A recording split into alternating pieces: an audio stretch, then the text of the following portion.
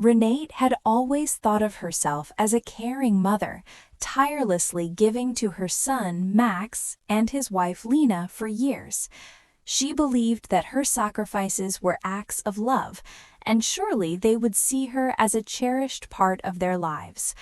But when she found out that she wasn't even considered special enough to be invited to Max's wedding, her world shattered.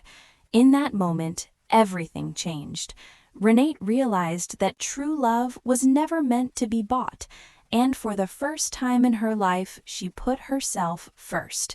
This is her story, a story of reclaiming dignity, fighting for freedom, and learning the invaluable lesson of self-love. Renate's world turned upside down when, after years of pouring her love and finances into her son and daughter-in-law's lives, she was left out of the most important day in her son's life. Max and Lena, who she had supported financially for 3 years, covering rent, buying furniture, and providing for their needs, had quietly wed without even inviting her. When Lena told her over the phone with a cold smile, "We only invited special people," the words struck Renate like a slap. For 3 years, she had given up her own comfort to support their lives, only to be cast aside when it mattered most.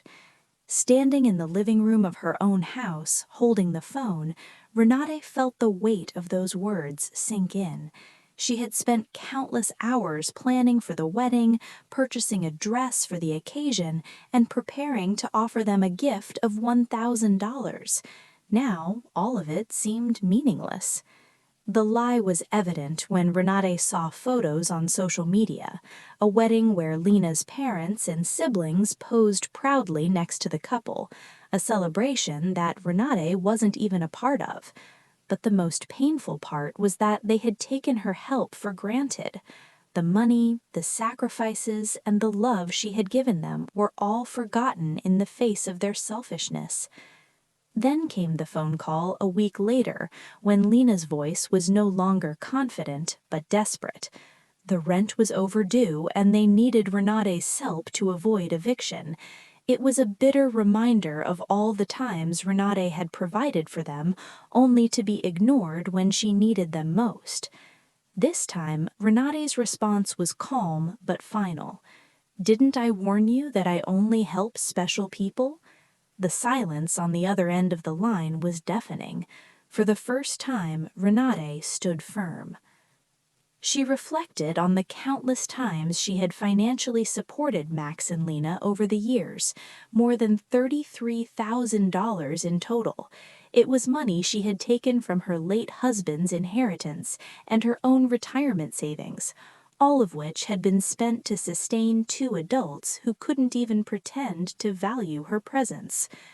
One night, after a long day of financial sacrifices and emotional tolls, Renate had a quiet epiphany. No longer would she allow herself to be invisible in her own family. It was time to reclaim her life, her dignity, and her finances. The next morning, Renate made the decision to stop sending money to Max and Lena. She canceled the automatic transfers to their accounts, took control of her finances, and began to live for herself. In the weeks that followed, Renate's life transformed. She went to a lawyer, changed the locks on her house, and installed security cameras. But even as she took these practical steps to protect herself, she also began to heal emotionally.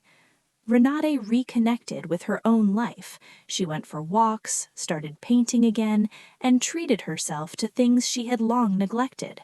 For the first time, she felt free. But Max and Lena were not giving up.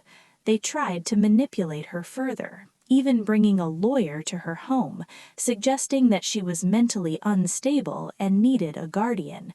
Renate stood her ground. With the support of her lawyer, friends, and newfound strength, she fought back.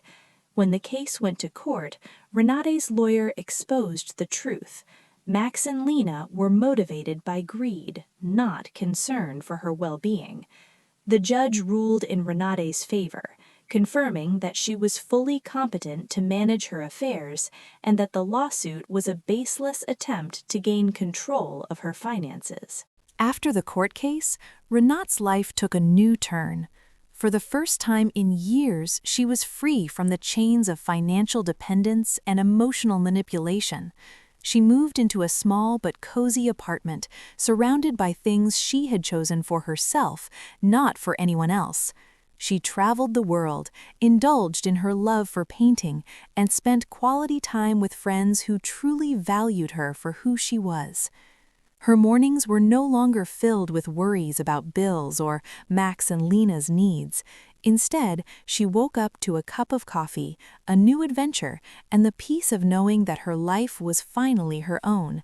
She found joy in the simple things, a walk in the park, reading books she had never had time for, and even gardening, something she had always dreamed of doing. Max and Lena had disappeared from her life, and with them, the toxic attachment to guilt and obligation. The pain of their betrayal no longer weighed her down. As time went on, she learned to trust herself, to make decisions that were good for her, and to finally embrace the happiness that had always been within her reach.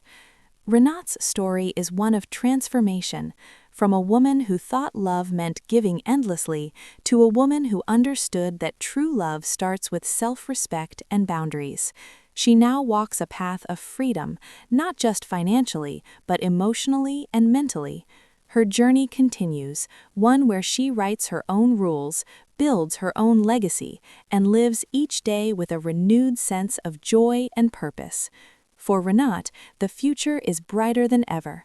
She has finally learned that the most important person she needs to care for, love, and protect is herself.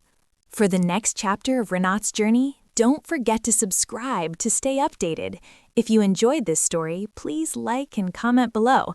I'd love to hear your thoughts and any personal stories you want to share.